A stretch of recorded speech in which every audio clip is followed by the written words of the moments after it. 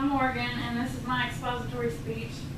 I'm going to be telling you about sex trafficking, which is taking and selling any human for labor purposes or prostitute purposes, just to exploit the people.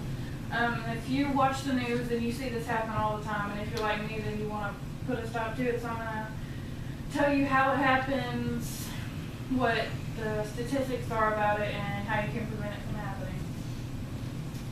The traffickers or the pimps, sometimes they'll,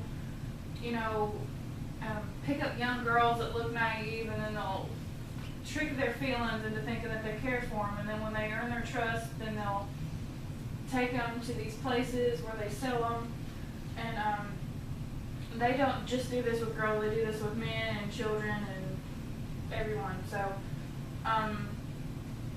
they can get them off social media, on the streets, airports, anywhere really, and like when you're traveling and stuff. So they'll lure them in by giving them promises of jobs or loyalties, like relationships and things.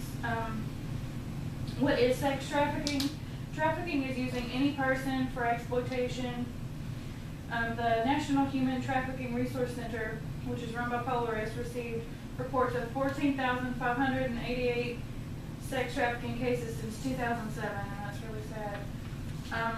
The National Center for Missing Exploited Children estimated that 1 in 6 endangered runaways were reported to them were likely sex trafficking victims. So, like, you get 1 in 6 children that are runaways are probably likely to be sex trafficking victims. The International Labor Organization estimates that globally there are 4.5 million people trapped in forced sexual exploitation. And the Urban Institute estimated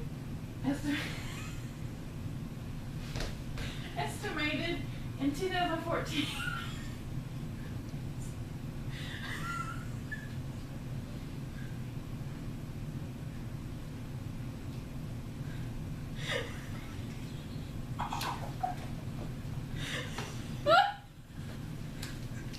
Cut.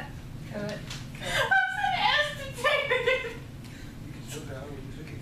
I know, shut up. Okay. Okay. Estimated that the underground sex economy ranged from 39.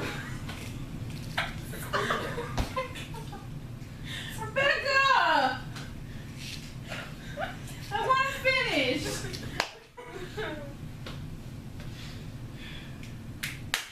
Quit! Adrian! Jeez. Estimated that the underground sex economy ranged from $39.9 million in Denver, Colorado to $290 million in Atlanta, Georgia.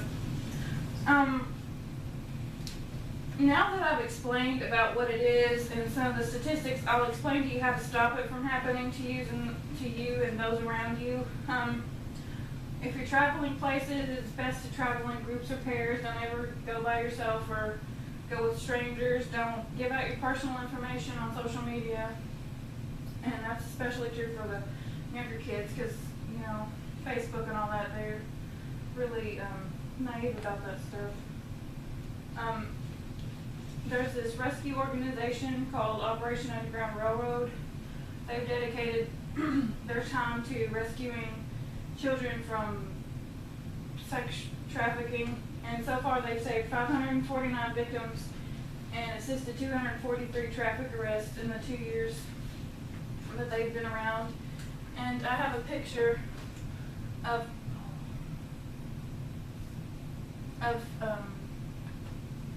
an example of the conditions that they live in.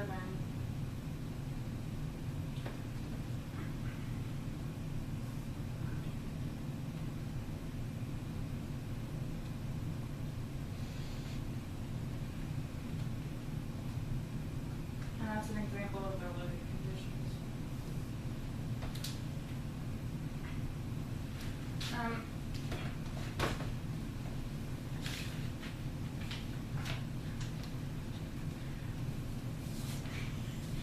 My sources are sharedhope.org, polarisproject.org, preventhumantrafficking.org, and ourrescue.org. Thank you. I hope this was very enlightening and you learned something. And I pray that all of you take the prevention tips so it never happens to you or anyone you love. That's a lot of editing, man. I can't just leave that. What do I press? The red button? How many minutes?